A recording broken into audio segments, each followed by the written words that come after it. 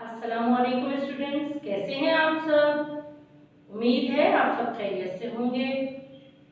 तो आज का हमारा टॉपिक है सबक की पढ़ाई। लेकिन सबक की पढ़ाई करने से पहले हमें कौन सी दुआ पढ़नी है? इल्मे इजाफे की दुआ। इल्मे इजाफे की दुआ मेरे साथ पढ़िए। रब्बे जिदनी इल्मा, ऐ मेरे रब मेरे इल्म में इजाफा अता फरमा। चलिए बच्चों, अब हम अपने सबक की तरफ चलते हैं।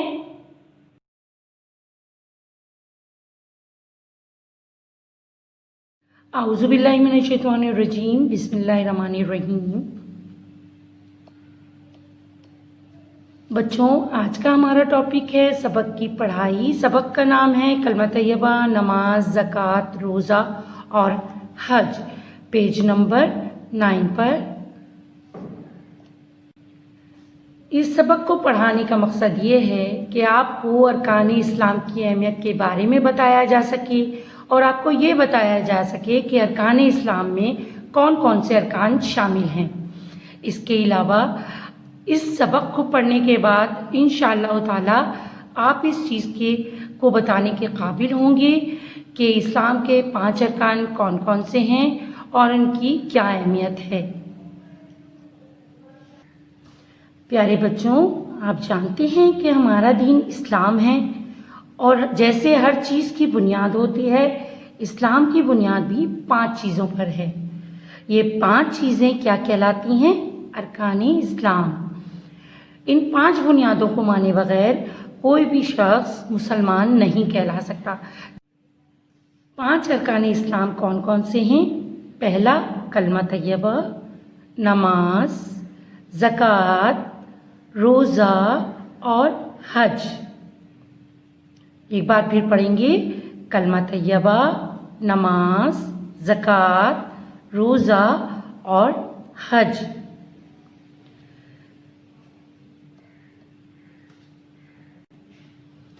सबसे पहले हम पढ़ेंगे कलमा तैयबा।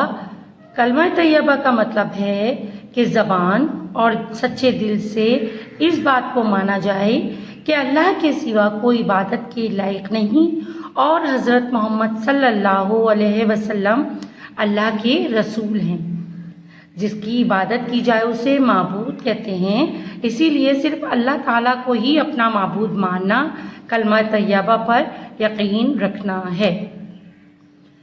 कलमा तैयबा के बाद बारी आती है नमाज की।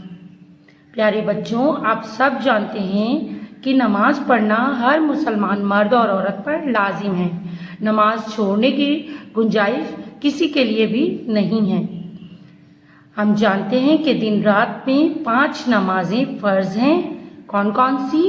फजर, ज़ुहर, असर, मगरिब और इशा। कुरान मजीद में नमाज के लिए लफ्ज़ सलात इस्तेमाल हुआ है और तकरीबन 700 जगह पर कुरान मजीद में नमाज का हुक्म आया है। लिहाजा इससे हमें नमाज की अहमियत का अंदाज़ा होता है। नमाज के बाद ज़कात की बारी आती है। ज़कात क्या है?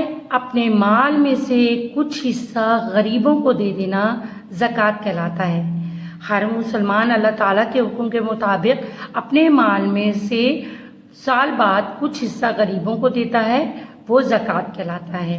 ज़कात देने से, गरीबों की मदद करने से और अपने माल में दूसरे लोगों को शामिल करने से अल्लाह ताला खुश हो जाते हैं और आपका माल भी पाक हो जाता है। ज़कात के बाद हम पढ़ेंगे रोज़ा। रोज़ा कुरान में रोज़े को सोम कहा जाता है। हर साल रमज़ान के महीने में पूरे महीने रोज़ा रखना फ़र्ज़ है।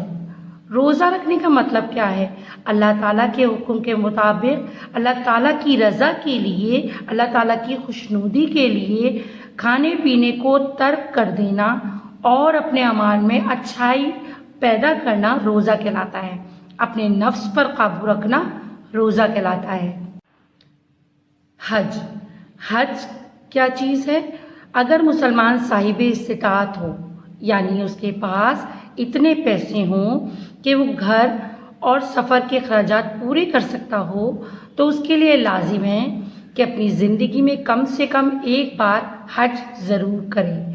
حج سعودی عرب کے شہر مکہ مکرمہ میں جا کے بیت اللہ کے طواف کرنے کو کہتے ہیں۔ حج میں بہت سارے ایسے نیک اعمال ہوتے ہیں جن کی اللہ تعالیٰ نے تلقین کی ہے۔ ہمارے پیارے نبی صلی اللہ علیہ وسلم نے پوری زندگی میں صرف ایک حج کیا۔ پیارے بچوں، آپ نے یہ سبق پڑھا ہے، اس کو دونوں دن آپ دہرائیں گے اور اچھی طرح اس کو سمجھنے کی بھی کوشش کریں گے۔